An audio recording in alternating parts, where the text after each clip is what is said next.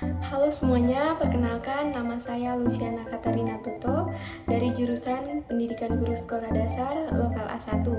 Di sini saya akan menjelaskan sedikit tentang teori pembentukan bumi dan alam semesta.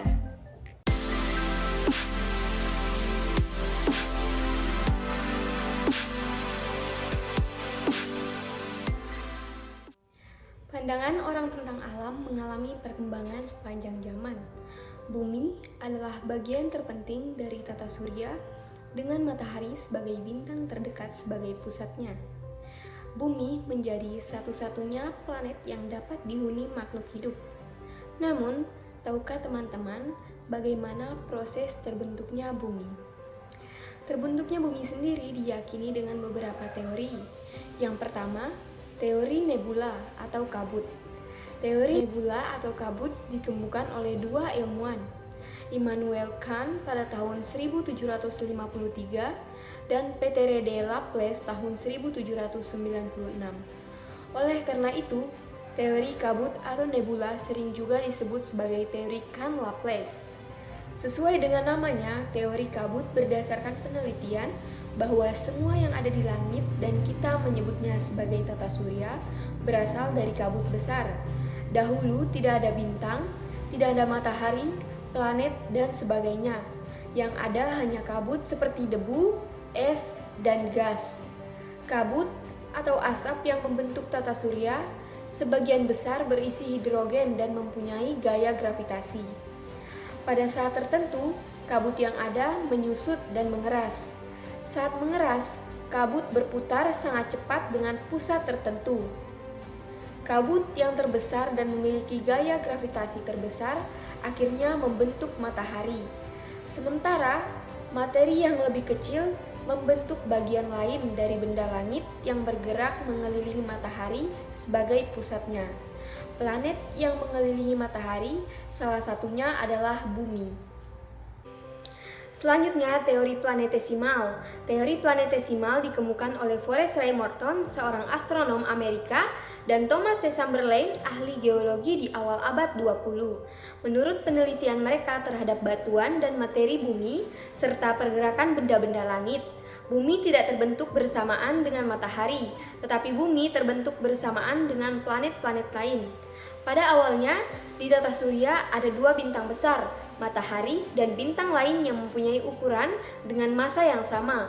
Kedua bintang tersebut karena ukuran yang hampir sama, mempunyai gaya atau percepatan gravitasi yang hampir sama, sehingga saling tarik-menarik membuat keduanya mendekat dan hampir tabrakan.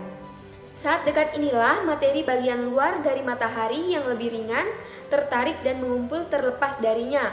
Saat tidak lagi menyatu dengan matahari sebagai bintang, materi otomatis mendingin dan gumpalan semakin besar.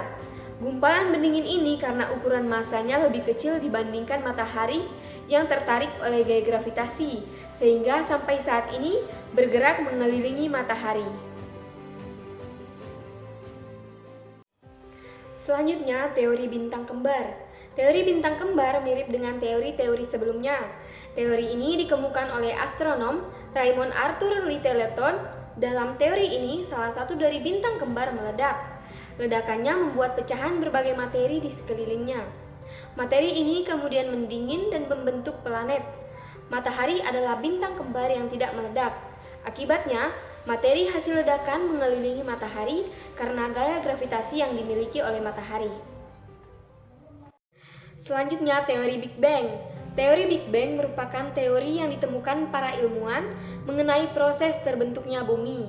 Beberapa ilmuwan yang mengemukakan teori ini antara lain Georges Lemaitre, Edwin Hubble, dan Stephen Hawking. Teori ini meyakinkan bahwa tata surya tidak terjadi dengan sendirinya, tetapi melalui proses miliaran tahun. Dalam teori Big Bang disebutkan bahwa dahulu dunia ada gumpalan kabut raksasa yang berputar pada porosnya. Jika digambarkan mirip angin puting beliung yang berenergi sangat besar.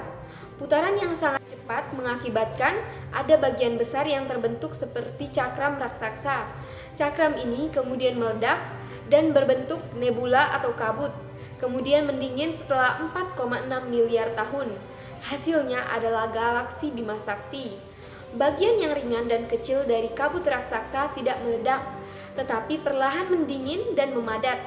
Bagian inilah yang kemudian dikenal sebagai planet, salah satunya adalah planet Bumi. Nah, itu dia teman-teman penjelasan dari saya mengenai materi tentang perkembangan bumi dan alam semesta.